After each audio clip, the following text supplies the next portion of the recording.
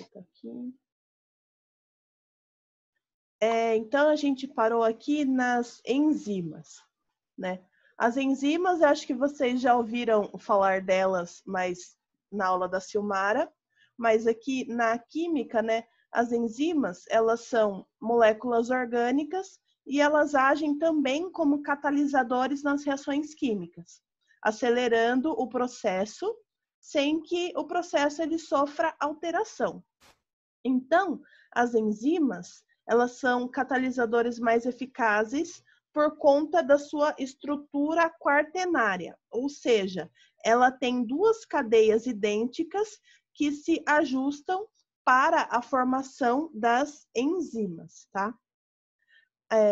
Aqui, por exemplo, a fermentação de açúcares pelas leveduras, elas produzem o etanol e o dióxido de carbono, ou seja, é uma fermentação alcoólica. É um processo bioquímico que tem sido explorado há muitos séculos e ele também é utilizado na panificação e na produção de, por exemplo, vinhos e cervejas, tá? Então, esse processo, ele permite sintetizar, o etanol a partir de vegetais que têm alto teor de açúcar, como, por exemplo, a cana-de-açúcar. Então, ocorre, em realidade, 11 etapas em que atuam catalisadores biológicos, que são as enzimas. São vários tipos de indústrias que usam essas enzimas. Então, por exemplo, na indústria têxtil, eles são capazes de melhorar a quantidade de tecido. Na indústria de papel, elas são responsáveis pelo branqueamento do papel. E também, como a gente falou aqui em cima, nas indústrias de fermentação também de pães e bebidas.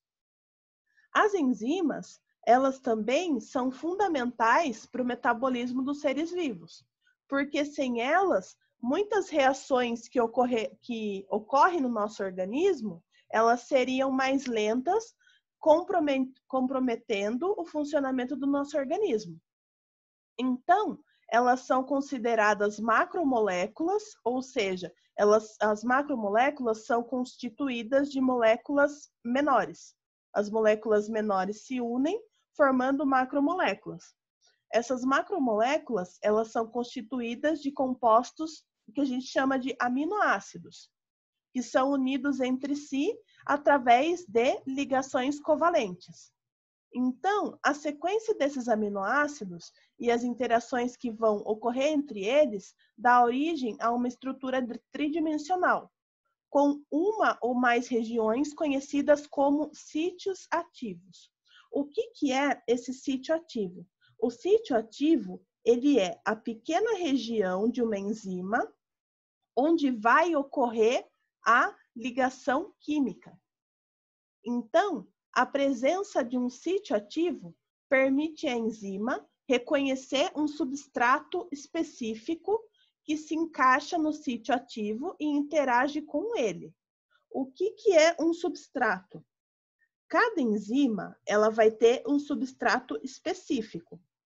Na catálise de uma reação química, as enzimas, elas vão reagir com o substrato, formando um complexo enzima-substrato. Cada enzima diferente tem um substrato específico. Então, o encaixe dele é tão específico que esse modelo é chamado de chave-fechadura. Então, após esse encaixe, a enzima muda ligeiramente a sua conformação e esse substrato ele vai ser transformado quimicamente. E isso modifica as interações entre a enzima e os produtos formados, que vão ser liberados. E a enzima ela vai reiniciar o processo com um novo substrato. Então, aqui a gente tem o substrato e aqui a gente tem a enzima. E essas cavidades aqui são os sítios ativos, que é onde vai ocorrer as reações químicas.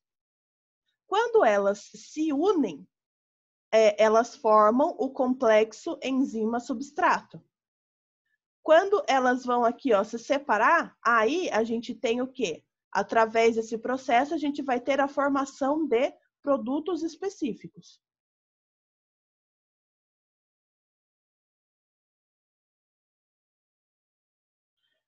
E, por outro lado, há momentos em que a fermentação e a ação de outros micro-organismos não são desejadas. Então, para controlar esse processo, foi desenvolvido um método que recebeu o nome de pasteurização, que acho que vocês também já devem ter ouvido falar em biologia. A pasteurização, ele é um processo utilizado em alimentos para eliminar micro-organismos ali existentes.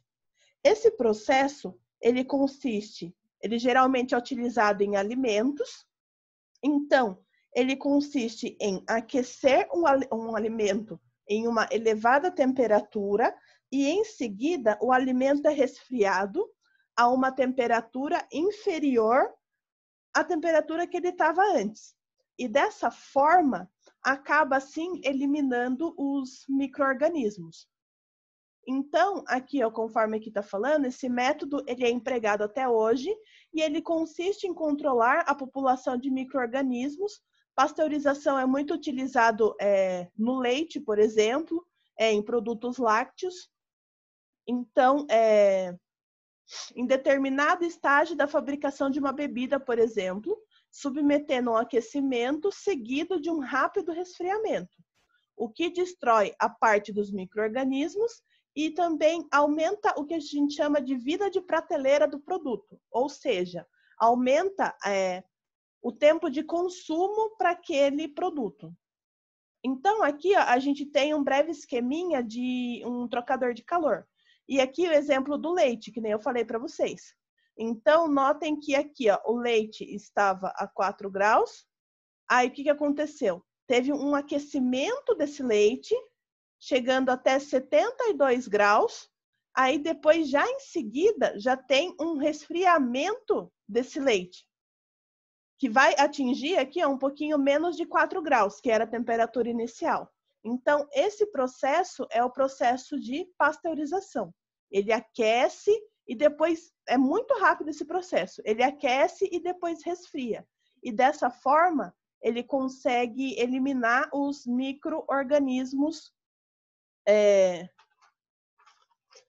do leite, por exemplo, ou daquele produto. E por último, a gente tem aqui ó, as etapas de uma reação. Então, voltando ao efeito do CFC na camada de ozônio, também foi evidenciado que o fenômeno ele ocorre em mais de uma etapa. Então, quando a gente tem mais de uma etapa, a maioria das reações químicas, ela vai ser resultado de várias etapas, e essas várias etapas são as chamadas reações elementares. Então, aqui ele está dando o exemplo da equação química que representa a reação entre o dióxido de nitrogênio com o monóxido de carbono. Então, aqui ó, a gente tem essa seguinte reação. Uma reação elementar, o número de moléculas que participam de uma etapa é igual à estequiometria total da reação. Então, o que a gente consegue notar aqui ó, em todas essas etapas? Que elas estão devidamente balanceadas. Então, embora vários mecanismos possam ser propostos para uma mesma reação, medidas experimentais de rapidez e energia, elas podem ser utilizadas para identificar os itens mais prováveis. Então, aqui ó, a gente tem duas etapas e a equação global, que é o meu produto final. Então, a gente tem a primeira etapa que é lenta e a segunda etapa que é rápida. Como que a gente sabe quando é lenta e quando é rápida? Na verdade, isso são dados experimentais, tá? Não é através de um cálculo. Ele denominou que a etapa 1 e a etapa 1 é lenta e a etapa 2 é rápida através de métodos experimentais. Então, esse mecanismo proposto, ele envolve duas etapas elementares com energias de ativação própria. Então, dados experimentais mostram que a etapa 1 vai apresentar maior energia de ativação. Então, portanto, é uma etapa lenta. Então, quando ele apresenta menor energia de ativação, quer dizer que a etapa ela vai ser mais rápida. Então, cada reação elementar é um evento distinto da reação que envolve a colisão de partículas. O conjunto dessas reações elementares, ela vai descrever as etapas de uma reação química. E esse conjunto é chamado de mecanismo de reação. Então, notem esse gráfico aqui. A etapa 1, ela vai ter a maior energia de ativação. Então, quando ela tem a menor energia de ativação, quer dizer que ela influencia de maneira decisiva a rapidez da reação global. Por quê? Porque é necessário que os reagentes eles atinjam a energia de ativação para formar um complexo. Então, notem que aqui ó, a etapa é lenta. Por quê? Porque a energia de ativação é maior. Então, demorou muito para esse processo aqui acontecer. Então, essa energia de ativação elevada, ela é comparada no esquema a um gargalo estreito, que é um caminho restrito para a reação. Então, desse modo, a gente vai ter uma quantidade pequena de espécies intermediárias que vai reagir na etapa 2 para acabar formando os produtos. Então, assim, mesmo que a etapa 2 ela acaba ocorrendo mais rapidamente, a quantidade de produtos ela vai ser o quê? Ela vai ser pequena. Então, de acordo com esse gráfico, a gente consegue visualizar que a etapa 1 ela vai ser a etapa determinante da rapidez da reação global. E a etapa 2 ela vai ser considerada desprezível para o cálculo dessa rapidez, tá?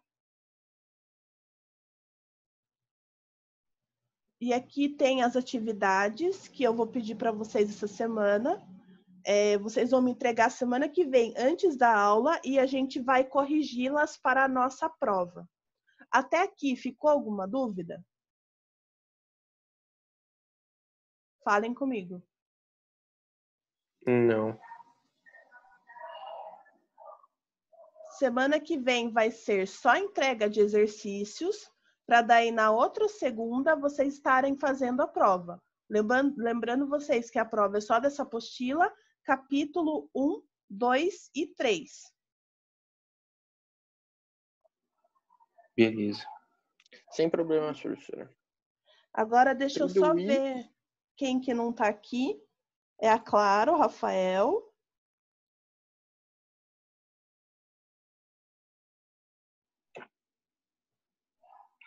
O Thiago. Leandro tá, Isabela tá.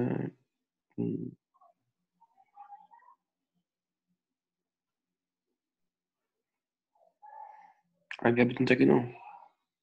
Ela estava na primeira parte. Ela tava.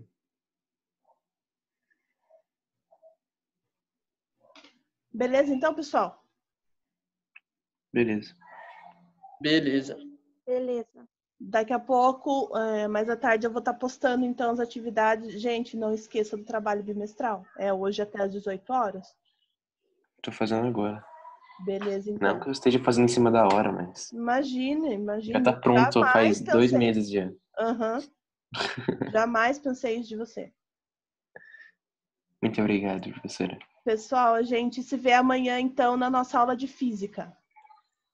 Beleza. Beleza? Até amanhã, então, pessoal.